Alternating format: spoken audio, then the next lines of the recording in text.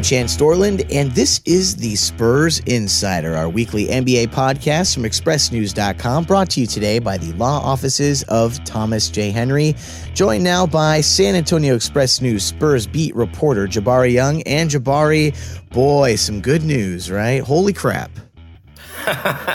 It's not good news, man. Whatever you gave me, I got now. I mean, you had it last week. Now I'm coughing up a storm. Oh my gosh! I've through the magic of podcasting. Yeah. Yes, they can translate over a computer. Like, really, okay, man, well, so I'm still under the weather. You're now getting under the weather. But aside from us not doing so well, the Spurs are doing well. That's what I meant. Mm-hmm. Yeah. I mean, we knew that, but I thought everybody cared about my health too. But nobody cares about my health, so we'll just go right into it. Well, you gave me a lot of well wishes last time, so you feel better, Jabari. I got to repay these. Yeah. But nothing better for the soul than talking about a Spurs team that just had some good wins over OKC and the Rockets. You know what? Those were the most impressive. I swear, I did not think that they were going to win. And if you know me, you know my coverage. I don't lie. Not to you guys, not to the fans. I thought they would go 0-2. I said that if they had to win one, it had to be against OKC because Houston was going to be tough. But they go to break because Chris Paul did not play against the Rockets. But that doesn't mean anything because Kawhi Leonard didn't play for the Spurs. And so nobody cares about who's playing and who's not. It's about who's on that basketball court. And at the end of the day, the Houston Rockets still had the MVP probably in the waiting in James Harden. And the Spurs came out from start to finish, and they really delivered a blow. It was not a blowout game until the end, looking at the score, but the Rockets were in that game. I mean, they just did not play their best basketball, but that had a lot to do with the Spurs defense. I mean, when you're able to hold the number one team in the NBA, the team that has one of the most efficient offenses in the NBA. Okay, again, the MVP in waiting in James Harden. You hold him to 25 points. Kyle Anderson did a phenomenal job. Okay, let me tell you something. The Rockets are averaging 113.1 points per game through 77 games played after that Spurs game. 113 points. Okay, that is second best behind the Golden State Warriors, who are averaging 113.9 points. Okay. The Spurs held them to 83 points. That is a season low. That is the best win of 2018 without a doubt.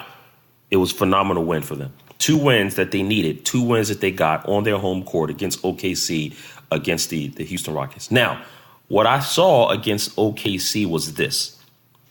I saw a team in the Thunder that if the Spurs had to play them in the first round, I'm not so sure I'm going to just go with the Thunder because they have a lot of firepower and Carmelo Anthony when he's playing well, Russell Westbrook and Paul George. I'm not going to pick OKC because of that reason. If I pick OKC, it's because all 3 of those dudes will have to play phenomenal basketball because the Spurs defense is going to make them tough. It's going to make it tough for them. The Spurs defense is going to make Russell Westbrook have to just think a little bit harder and not make the decisions that he made against them on that Thursday night.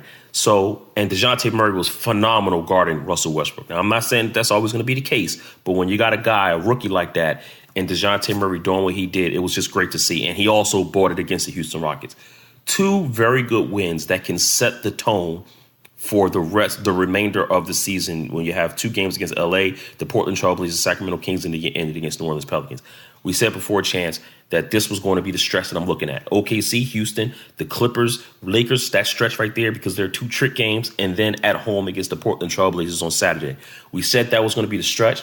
The Spurs so far off to a 2-0 start. Phenomenal for them. 2 good, very, very good wins when you're talking about trying to lock up a playoff seed. I'm impressed. Yeah, not only impressive for all the reasons that you just put out there, but also because we don't always talk about Rudy Gay. He had a good game. Yeah, you know what? This is the Rudy Gay that, and I said it on a post-game rap show that we did after. This is the Rudy Gay that the Spurs envisioned when they signed him. A guy who, he may not put up 20-plus points every game like he used to, especially not this year because he's coming off that horrific injury, which he's done a phenomenal job bouncing back from. But here's the thing. When you got a guy who can get his own bucket, when you got a guy who when the play breaks down, he can go and get a basket. Rudy Gay's that guy, and the Spurs need somebody like that for the rest of the remainder of the season as well as the playoffs. Because if Kawhi Leonard doesn't come back, and I know we'll talk about him in a minute, the latest on him, but if he doesn't come back, you're going to need that other guy. If he does come back, you're going to need that other guy. It doesn't matter. Rudy Gay has to be that guy because he's the only guy who has consistently gotten 20 plus points throughout his career on that roster right now. You can't count on Manu Ginobili to do that. The man's 40 years old. He's given us great stuff this season, but you can't say, hey, can you go get us 15, 20 per game for the playoffs? You can't do that. Tony Parker, he can't do that anymore. DeJounte Murray's still learning. Danny Green, he gets his shots more throughout the system. He's not a guy who can get his own shot off, though he's done a much better job at it this season. Rudy Gay is the guy who can do it. And what he did against the Rockets, he was patient. He got into that post. He did his thing. He took advantage of matchups, okay? Greg Popovich and the Spurs, they called his number, and he delivered. And I think that that's what needs to happen more. Now, with that said, Rudy also got it done on the defensive end, which has been the reason why people look at him and say, why is Rudy Gay playing? Why is Rudy Gay playing? Well, it's because the Spurs wanted to, I'm talking to the assistant coaches, they want to be able to know that when he's out there and he can score 15, that he won't let up 15 the other end, because then that's not doing anything. OK, so he's been phenomenal on the defensive end as well. Rudy Gay has, and that's exactly what you're seeing from him. He had 2 steals against the Houston Rockets. Remember, he's coming off of that season tying 4 blocks that he had. Phenomenal game. 9 of 13 from the field. Was effective on rebounding.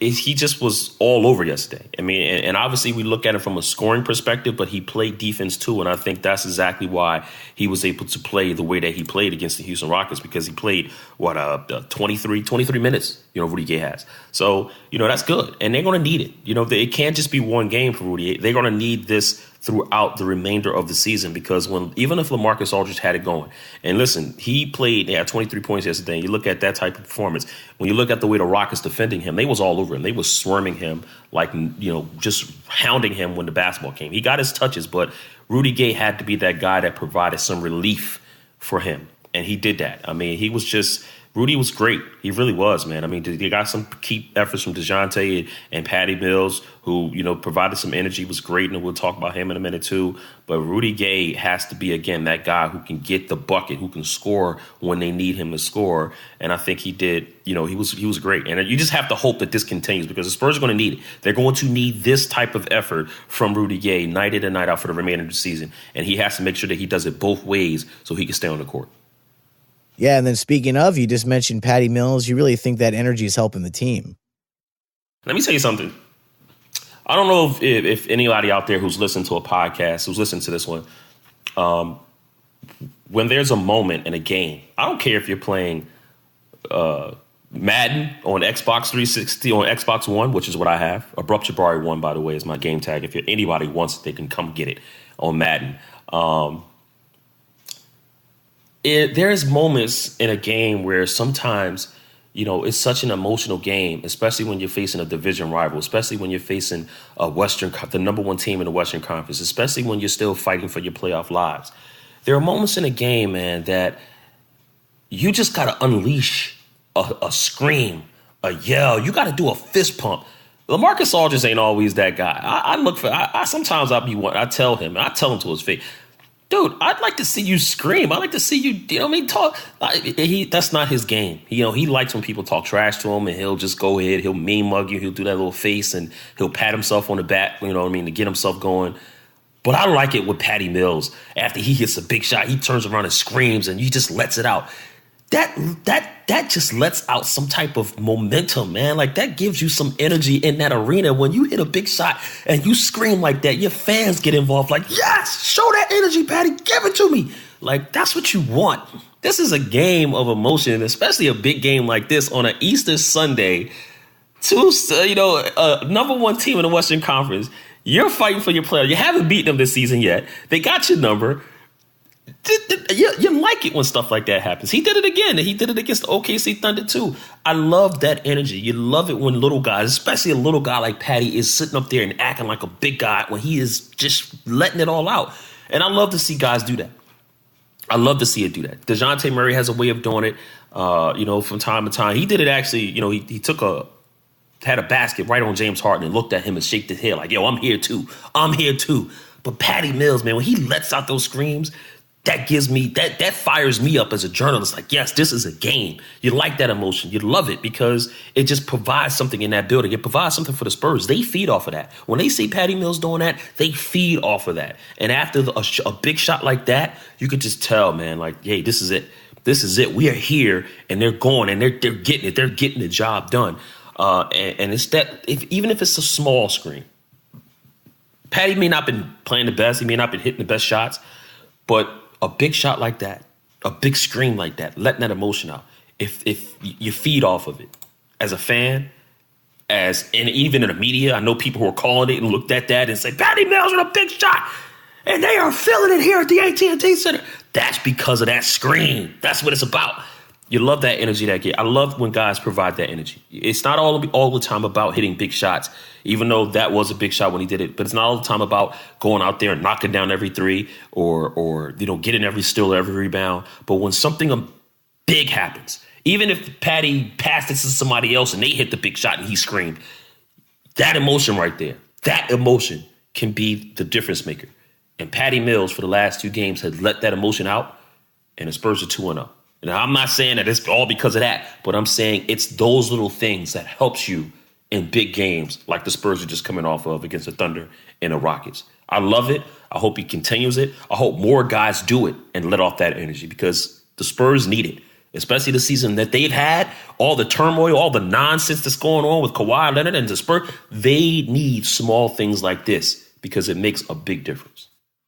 So we have just discussed all the great things that are going the Spurs way nowadays. You just mentioned Kawhi Leonard, so let's move on to that evergreen topic. And I want to say, because this big win came on Sunday, Easter Sunday was also April Fool's Day, how great would it have been if the Spurs had tweeted out, get ready, Kawhi's back. And then, of course, I mean, wow, missed opportunity there. But you want to highlight a certain term that Coach Popovich has used when asked about the return of Kawhi Leonard. Tell me about this, and why is this something that we should be discussing? Well, you know what? Here's something, and actually, I'm going to change it because you just gave me a great open by saying that, Chance, and what you just said about the Spurs and how it would have been great for April Fools. You want to see how tense a situation is now? Is that they couldn't even have fooled you and said that. They couldn't even have said, everybody would have been like, BS, exactly. They couldn't even have used an April Fool's joke because even if people would have probably believed it. They would have said, oh my God, yes. But the situation now has become so tense, they can't even play around with it. You know, you ever have a situation where it's like, it's so tense so you can't even play around? I made an April Fool's joke yesterday, man. and I'm like, and listen, it got to a point where the joke went to, you could tell it was getting serious. I had to immediately say, no, this is April Fool's. This is April Fool's. And I said, man, I wish I wouldn't have said that joke. But listen, it's like, it's become now something where the fan base is just getting tired of it. The Spurs and Kawhi Leonard and his representatives have to understand, and it's to a certain extent, I get tired of it too as a journalist, because what it does is it takes away your ability to cover the game, which is what's important, right? The games are what's important, but we're in this business now where gossip has become everything. Gossip has become the Bible. It's not even about what you do on the court anymore. It's gossip. And so you have the gossip of Kawhi Leonard going back to rehab in New York, right? Yeah, because he's gone back. So right, a story that ESPN wrote on this past weekend. Right now, this has always been in place. He's always supposed to go back to New York because his doctors are there. He has to get cleared by his doctors. So instead of rehabbing in San Antonio, flying all the way back to New York to get checked out, and then coming back to San Antonio, it makes sense to go to New York, rehab there, see your doctor there, and then once they say, okay, good, go back to San Antonio, show Greg Popovich what you got, and then go from there. And hopefully you get back on the court, right? But the situation now, man, it's just so tense. Like you're almost tired of it. You know, you're almost sitting back and saying, okay, you know what? If you're not going to shut them down for the season, don't say anything. Whoever, put it out there, or whether it was with the Spurs or Kawhi Leonard, I don't know who put it out there, but whoever did, I can say right now, just shut up. Just shut up. Seriously, just shut up. Because what you're doing now is that you're giving a fan base hope and you're giving them all of this stuff. And they're just sitting back and you're putting pressure on a guy like Kawhi Leonard. You're putting pressure on the organization is coming out. Now they're getting it. Just shut up. You said that he's going to be back. You said that he has to get cleared by his doctors. Let the man go get cleared by his doctors. Let him rehab. Let him do what he does. Everything doesn't need to be detailed. So the next thing that's going to come out, chances, here's what's going to happen, right? Kawhi Leonard's going to go to the bathroom on a Wednesday and not a Thursday. And guess what's going to happen? That's going to be a report. Kawhi Leonard goes to the bathroom in New York. It's Wednesday, not Thursday. He usually uses the bathroom on Thursday. It's a big story. Shut up. Okay, let everything play out. If he comes back, let the man come back. But what you're doing is that all it is just putting all this stuff out there, and now everybody's scratching their head like, what does this mean now? What does that mean? Just let it go. And if there's people within the Spurs, I can tell you right now, the Spurs are doing a horrible job at controlling this thing. They should be ashamed of themselves. Yeah, that was the thing I would say is that I know you could, really beat me in any type of argument of knowledge concerning this topic. But just from my, layperson perspective, I don't have a lot of sympathy for the Spurs. Not talking about Kawhi. I do have some sympathy for him. This is a situation that's bad for him, but the Spurs have not helped themselves with this. Absolutely not. They haven't helped themselves I have no sympathy. No, it's not even about having sympathy. It's just about having it. Now it's getting down to a point of, okay, you know what? You're supposed to be this organization that's professional. Letting any of this stuff on your franchise player hit and come out like that, you should be very disappointed in yourself as an organization. Because you can't tell me that everybody in that organization is being quiet about it. You can't tell me everybody in that organization is not saying something about Kawhi's status and where he's at. And it's such a sad situation now. It was sad from the beginning when he couldn't play, and all of a sudden you're wondering where he was at. And then every single day it's gotten worse and sadder and sadder and sadder, because now you start to ask yourself, does this franchise truly have Kawhi Leonard's back? Even if they do offer him $200+ million extension this season, if you're Kawhi Leonard, do you scratch your head and say, you know what, that's a lot of money, but can I trust that y'all going to have my back again if something happens to me? Can I trust that y'all going to sit up here and protect me if I just want to take my time and coming back? Here's what people don't realize.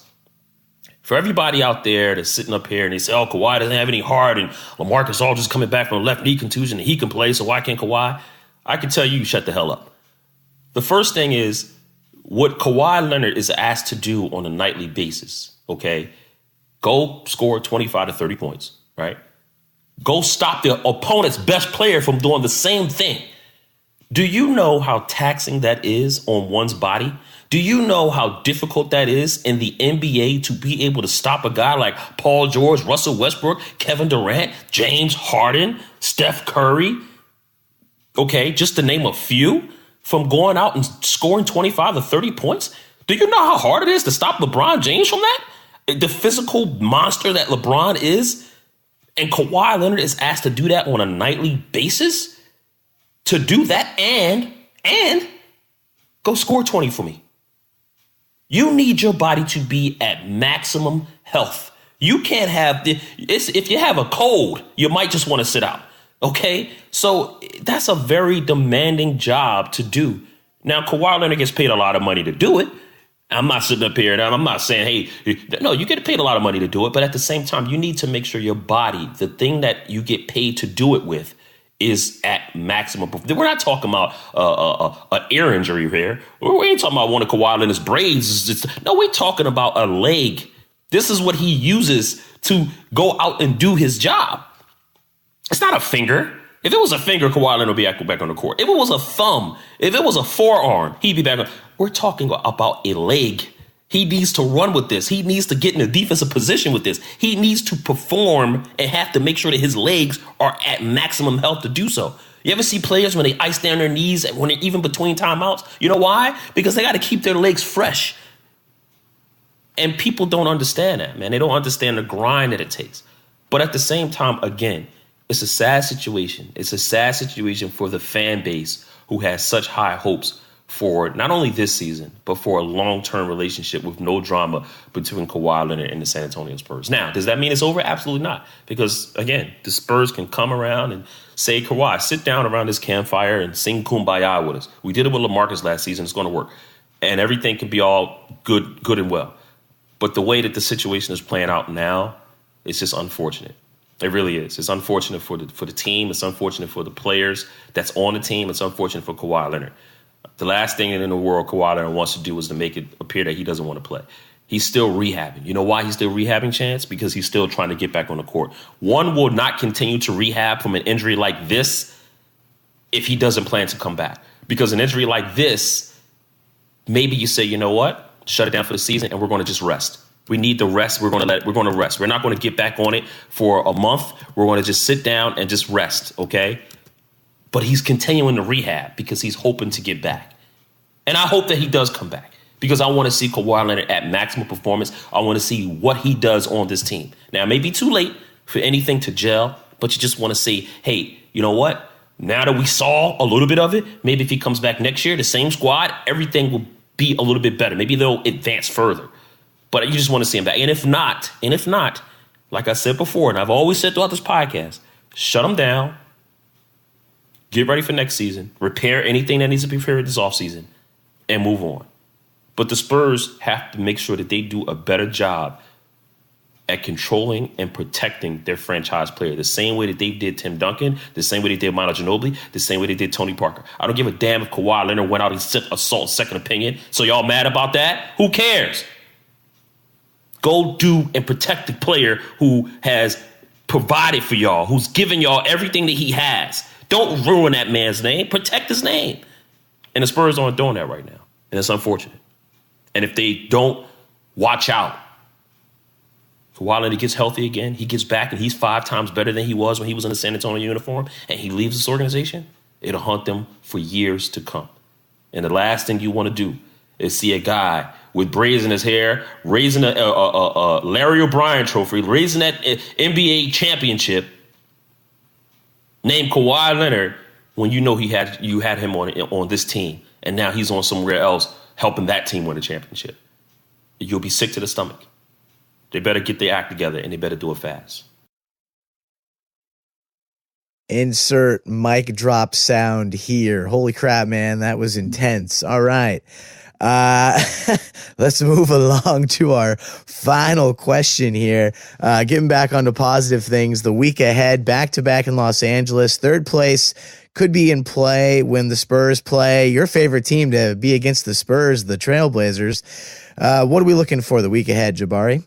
Well, first of all, man, they got to make sure that they can't look too far ahead because, yes, that game this weekend against the Portland Trailblazers can be very interesting, right? Because, you know, as we look right now, and we're talking about as we record this podcast heading into the week, the Spurs are 3 games. They're 45. The Blazers got 48 wins, right? So they're 3 games behind the Blazers for that number 3 spot. Now, the Blazers have already clinched their playoff berth, so they're fine. But at the same time, when you look at the Blazers by Saturday, right? By the time that they have to play the Spurs on Saturday, what could they be playing for?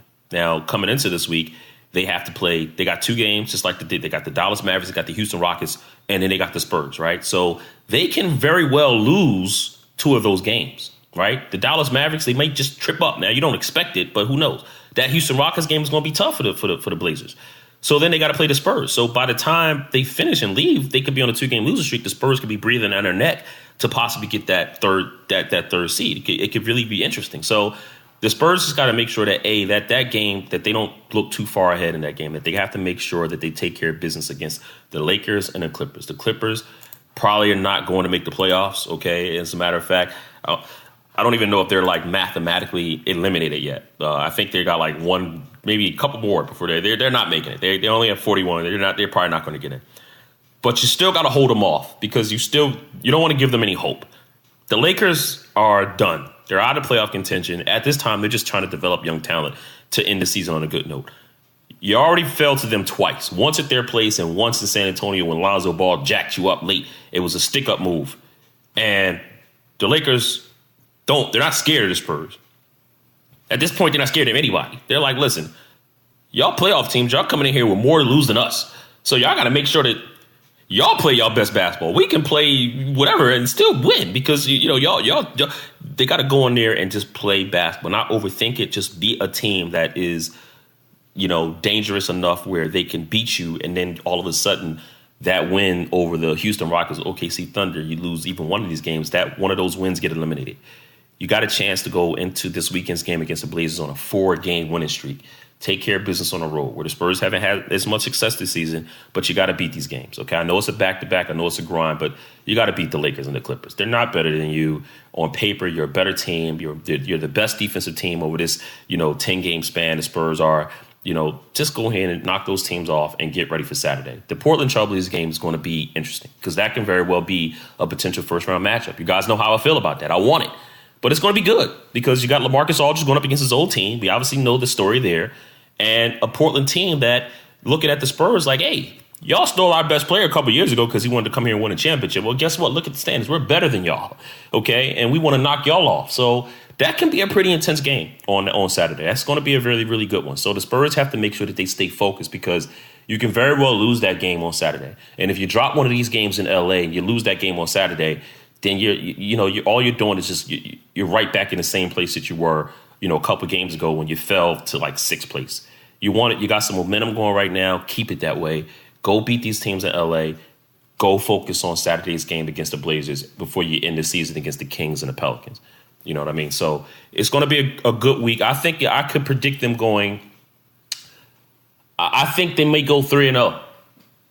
I think they may go 3-0. And if not, if you beat those 2 games in LA and then you lose against the Blazers, well, okay, it's not the end of the world, right? Because the Blazers are technically, if you look at it on paper, are a better team than the Spurs, right? Your record says you are who you are. The Blazers are the 3rd team in the East or West. The Spurs are the 4th team in the West. Last I checked, 3 is better than 4.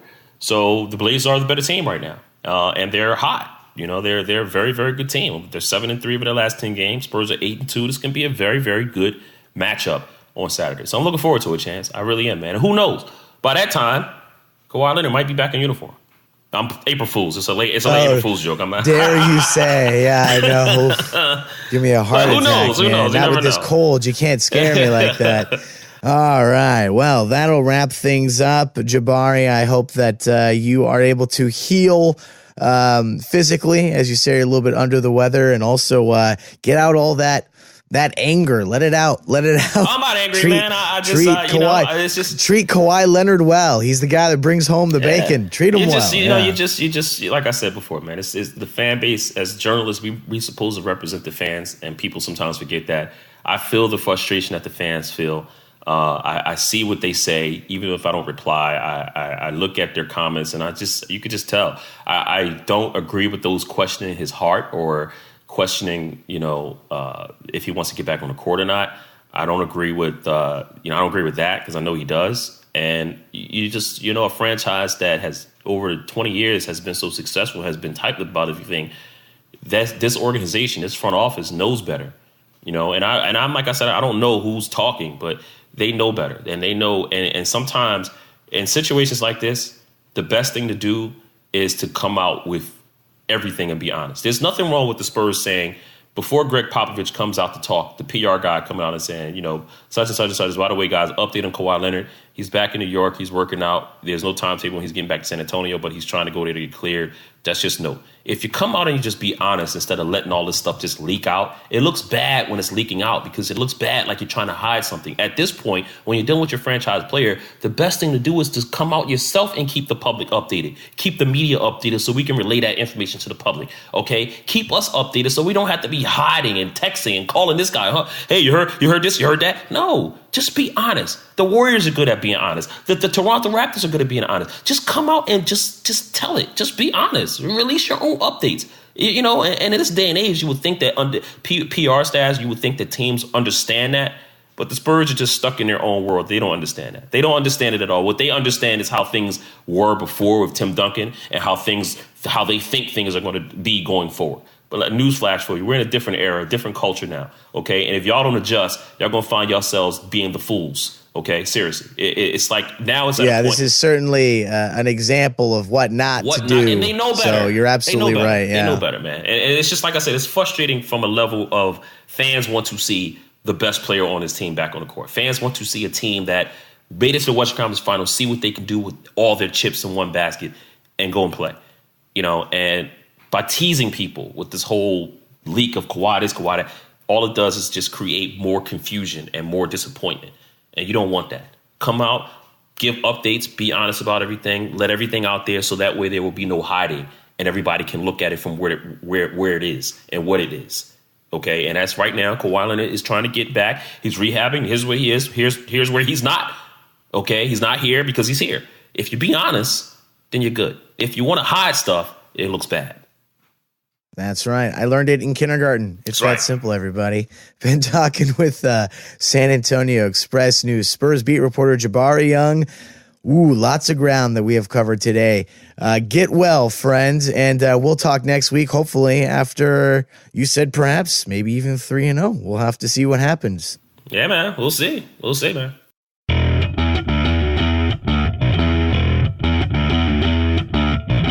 And thanks again to San Antonio Express-News Spurs beat reporter Jabari Honesty is the Best Policy Young for joining me for today's episode of the Spurs Insider, our weekly NBA podcast from expressnews.com, brought to you today by the law offices of Thomas J. Henry. For expressnews.com, I'm Chance Dorland.